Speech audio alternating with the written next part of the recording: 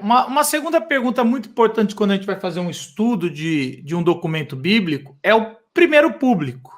Sim. Quem é o público-alvo? Quem é o primeiro leitor daquele documento? Às vezes fica fácil, quando Paulo vai mandar uma carta, ele coloca o nome dele e ele coloca o destinatário, né?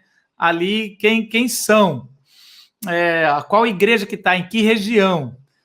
Quando a gente vai para um profeta no Antigo Testamento, às vezes ele fala o nome do rei, a gente consegue saber se é o reino do norte, o reino do sul, se está antes do exílio ou depois. Em Hebreus, a gente tem quantos elementos e o que a gente pode falar desse primeiro público para a gente tentar ter o ouvido do primeiro público? Legal. Muito do que a gente faz no Novo Testamento é tentar montar o público a partir daquilo que está sendo resolvido. Eu tinha um professor no seminário que dizia que a gente, quando olha para o Novo Testamento, a gente não tem o martelo, a gente só tem a marca da martelada. Então a gente tenta descobrir como era o martelo pela martelada. Então a carta é isso, é uma tentativa de solução de um problema, e à medida que a gente vai lendo a carta e vendo como é que a carta é, o que é que está ali, a gente acaba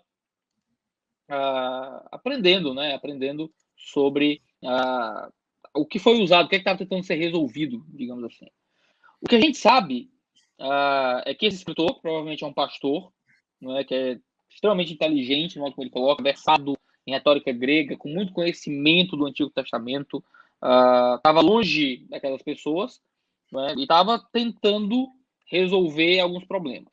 O contexto era certamente um contexto de perseguição, principalmente em Hebreus 10, a gente vê muito sobre isso, mas no 14 também. Perseguições, prisões, humilhações públicas, confisco de bens, tudo isso certamente é parte da realidade daquelas pessoas. O que faz acreditar que a carta vem dos dias de Cláudio, certo? Pelo menos posteriores a Cláudio, Nero, algo assim. Existia um tipo de vinculação com o judaísmo naqueles autores, ou naqueles destinatários.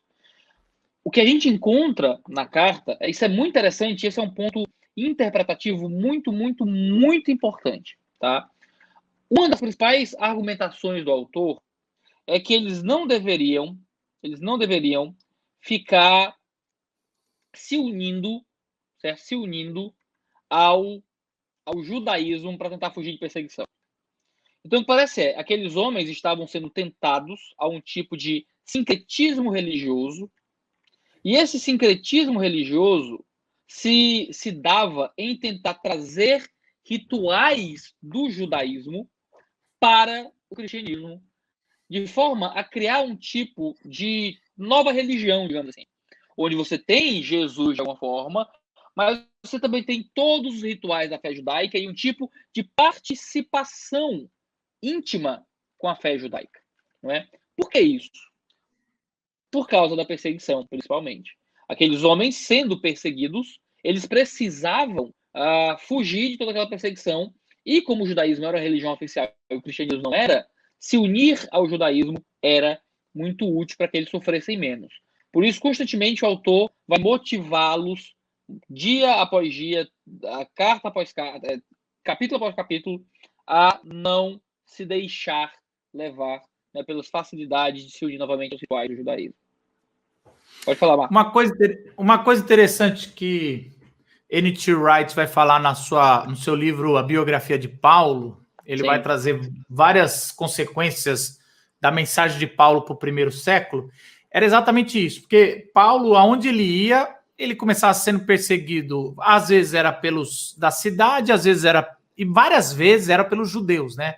Ele fala isso várias vezes, não só ele, mas Lucas também fala, ele ia para a sinagoga, pregava, era rejeitado, os gentios aceitavam sua mensagem. Só que tinha um problema que o N.T. Wright levanta, que vários acordos foram feitos para a estabilidade de Israel no primeiro século. Sim. Por exemplo, o israelita, o hebreu não podia ser chamado para o exército romano porque ele guardava o sábado, ele não participava dos jogos porque ele não poderia ficar nu, que era comum lá nos coliseus e arenas da vida.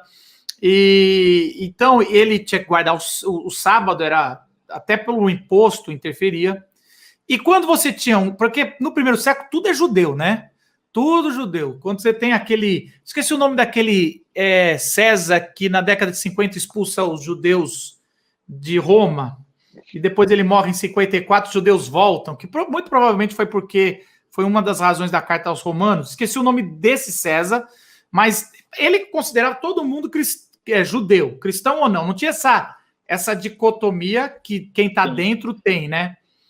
E aí, o que o N.T. Wright coloca, que eu acho muito interessante, é o seguinte: o judeu, se o judeu abrisse mão do sábado, das comidas separadas e dos seus rituais, ele seria um cidadão que não ia poder fechar com os privilégios, principalmente os privilégios do templo, que, na verdade, no final das contas, não adiantou nada, porque no ano 70 cai tudo.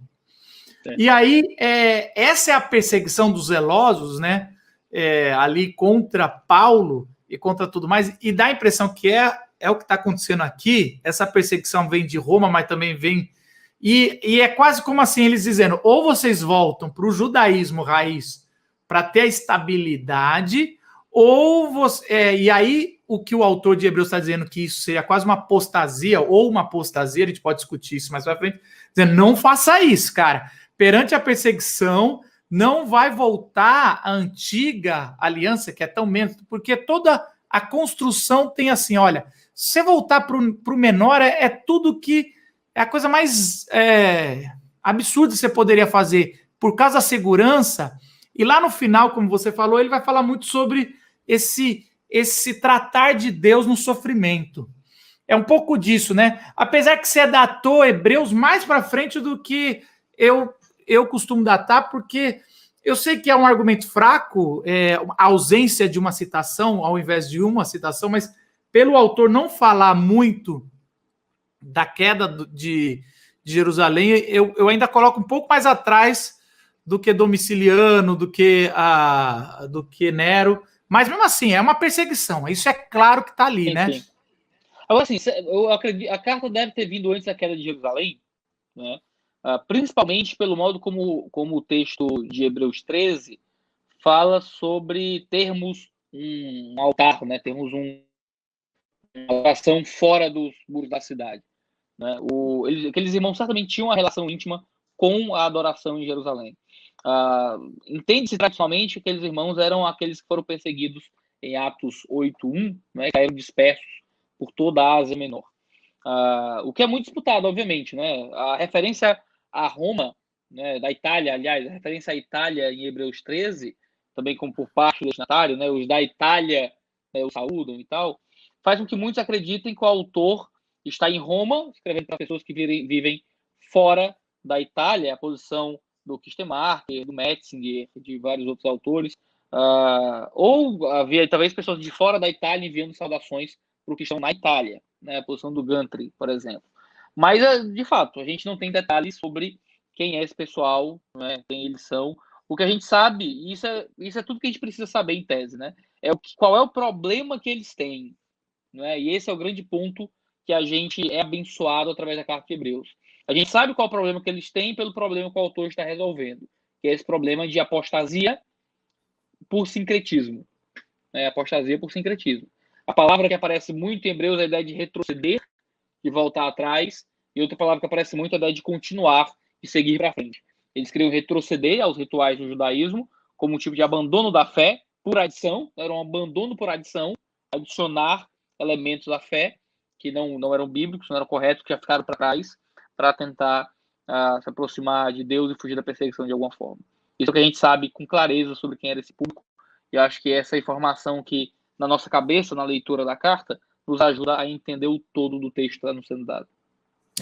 O John Stott, ele coloca também nesse ponto de que alguém lá na Itália escrevendo para uma comunidade ao redor de Jerusalém, que eu acho que faz muito mais sentido a discussão toda sobre os rituais do templo com alguém que está em crise lá do que alguém que está na capital, e aí na capital já se foi muito dos rituais, a não ser pelas peregrinações.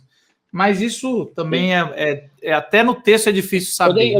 Eu dei a impressão de que era mais para frente, eu estava querendo falar mais no sentido de perseguições que se deram, se intensificaram com a história. Eu citei Nero mais para frente, Domiciano, mas eu não estou querendo dizer que a carta necessariamente desse contexto, desse ambiente, mas eu vou da escalada de perseguição.